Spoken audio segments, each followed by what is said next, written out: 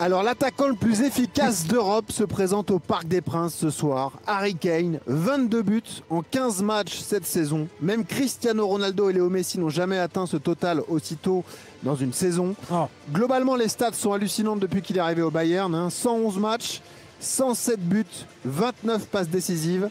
Mais cette ombre au tableau pour Harry Kane, cette image de loser, parce que ce palmarès se résume à un titre de champion d'Allemagne, la Bundesliga remportée l'an dernier, puis une super coupe d'Allemagne.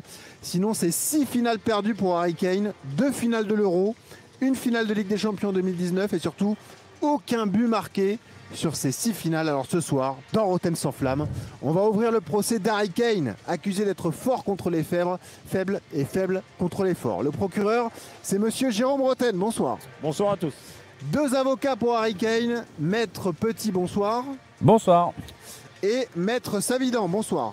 Bonsoir, mais je pense qu'en tant qu'avocat, on ne sert à rien devant Harry Kane, franchement. Et pourquoi? C'est un truc de fou.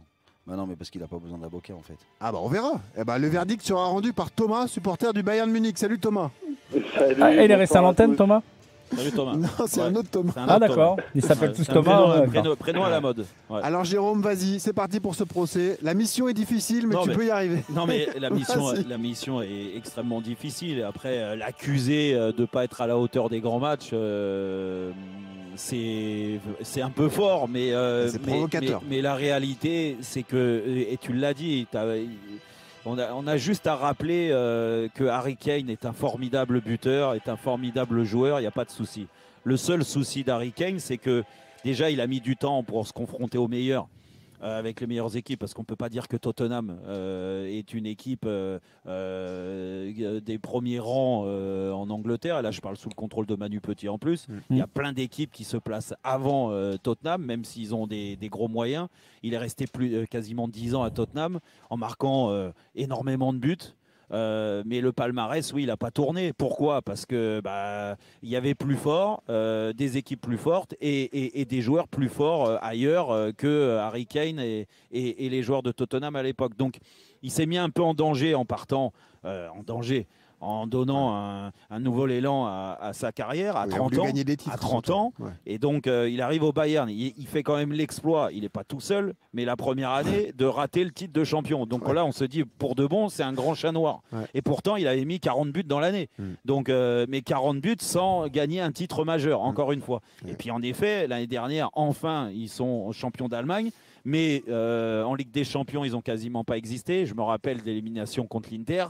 Alors l'Inter est allé en finale en jouant d'une certaine façon, en contrariant le Bayern, mais face à cette défense très athlétique, très physique, avec des grands joueurs et des grands défenseurs, Harry Kane, il n'a pas existé sur le match aller, sur le match retour.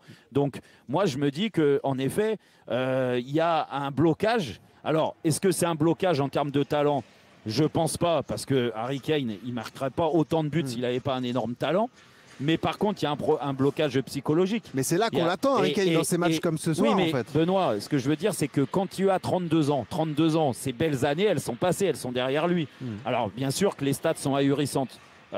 Mais quand tu me le compares et tu me dis il a fait mieux Cristiano Ronaldo et Messi, excuse-moi en termes de stats, c'est vrai. Oui, les stats comme certaines datas, ça veut rien dire en fait. On est dans un sport collectif avec des joueurs qui doivent marquer les esprits sur des matchs clés. Moi qui marque des buts contre Mayence, Fribourg ou en Ligue des Champions contre Pafos et tout ça, il n'y a pas de souci. Mais les matchs qui comptent, c'est là que Harry Kane il doit faire tourner le compteur. Excuse-moi de penser qu'à 32 ans, la chance, elle est passée déjà. Tu vois, et qu'il n'en aura pas encore 20 000 des chances. Et vu que le constat est terrible pour lui, 6 finales, 6 perdus, aucun but marqué, écoute, il est pas pour moi, il n'est pas dans la catégorie des grands attaquants qui font gagner les équipes, c'est tout. Aujourd'hui, je suis désolé, c'est pas faire injure à Harry Kane et je finis là-dessus. Mais si tu as une équipe à faire et tu as un gros potentiel, tu es directeur sportif d'un club et tu veux prendre 2 attaquants, un buteur et puis un autre qui peut tourner autour. Je suis sûr qu'Harry Kane, il n'arrive pas dans les... tu mets un panel de 10 personnes. Deux attaquants, je te parle. Attends, mais franchement, vous déconnez ou quoi? Non, mais Harry Kane, tu le prends. Bah non, tu déconnes. Écoute, tu déconnes fortement. Tu le prends pas en priorité. Bah déjà, Mbappé, Haaland, tu le mets pas avant Harry Kane. C'est un peu le même symptôme. Ah, c'est le même symptôme, mais sauf que Haaland, déjà, lui, il en a fait gagner des grands matchs. Parole à la défense, Maître Petit alors. Bah écoutez, je comprends ce que dit l'accusation et on peut aller justement dans cet argumentaire. Simplement, c'est que quand tu arrives à marquer autant de buts depuis que tu as la chance de jouer au football au plus haut niveau, tu peux pas être un mauvais attaquant. Après, il y a toujours cet argument à l'heure actuelle qui disent oui, il n'est pas décisif dans les grands matchs, il n'arrive pas à faire basculer les choses et c'est là qu'on attend les grands attaquants. Oui, sauf que pendant très longtemps, il a choisi les mauvaises équipes. Tottenham, je suis désolé, ça a toujours une équipe de losers et depuis très longtemps. D'ailleurs, la preuve, la dernière fois qu'ils ont gagné un titre, c'était l'année dernière et ça faisait une éternité qu'ils n'avaient pas gagné un titre. Donc est-ce qu'on peut accuser Harry Kane justement d'avoir mal choisi justement son club à une certaine époque? Tu vas 2 fois en finale de l'Euro et t'es pas décisif avec l'Angleterre qui a un potentiel énorme aussi. Oui, un potentiel énorme avec une équipe complètement déséquilibrée qui n'arrête pas d'avoir des problèmes égocentriques avant d'arriver sur le terrain, des entraîneurs qui ne savaient pas du tout comment... non, c'est pas ça, c'est que... je veux dire, un attaquant est aussi dépendant de ce qui se passe derrière lui. Donc c'est simplement la flèche justement sur l'arc. Donc quelque part, si tu vois que que l'ensemble ce qui est construit derrière, ça ne marche pas. Tu as tellement de grands joueurs dans l'histoire du football qui n'ont pas été performants parce que derrière, ça ne marchait pas derrière eux. Donc, quelque part, ils sont tributaires. Et qui plus est, quand tu es attaquant de pointe, tu es tributaire de ce qui se passe derrière toi. Si demain, si Dembélé n'avait pas profité justement du formidable travail collectif de ses coéquipiers la saison dernière, je ne pense pas qu'il aurait été Ballon d'Or. On est d'accord, non? Donc, et je vais te poser une question, Jérôme. Est-ce que tu penses sincèrement que si Harry Kane avait joué au Paris Saint-Germain l'année dernière, il n'aurait pas été champion d'Europe et pas loin d'être justement Ballon d'Or, puisqu'il aurait été soulier d'or? S'il était au PSG, il n'aurait pas joué. Ah bon, carrément. Ah non, c'était Dembélé qui jouait. Alors, je vais te dire quand même une chose. Dans le système de Luis Enrique.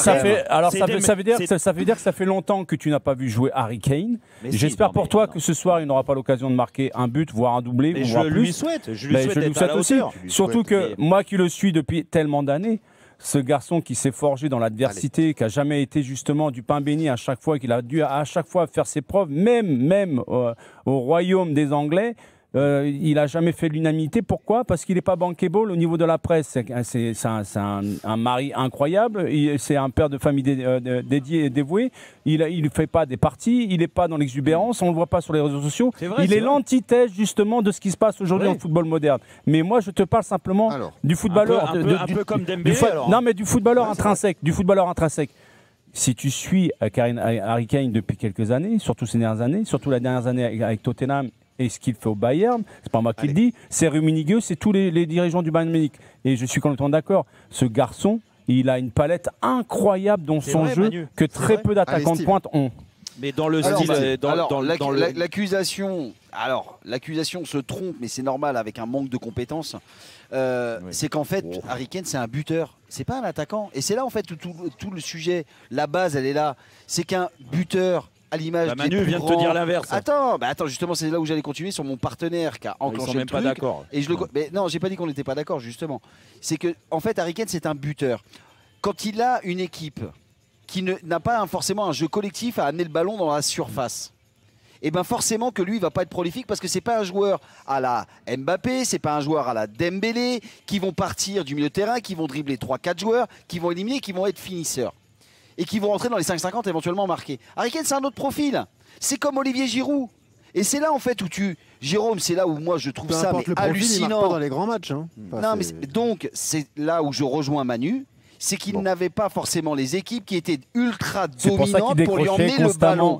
C'est là où ça lui emmenait le ballon. Et on regarde David Trezeguet à la grande époque de David Trezeguet. Moi, je me rappelle même en équipe de France, qu'est-ce qu'il faisait? Il décrochait, il faisait le ballon en retrait, le ballon allait sur le côté. Par contre, dans la surface, pied droit, pied gauche, tête, c'était imparable. Et Harry Kane, c'est là. Mais Jérôme, tu dis que c'est imparable. Tu sais pourquoi? Parce que c'est un manque de compétences que tu as d'analyse. David, il a tout gagné.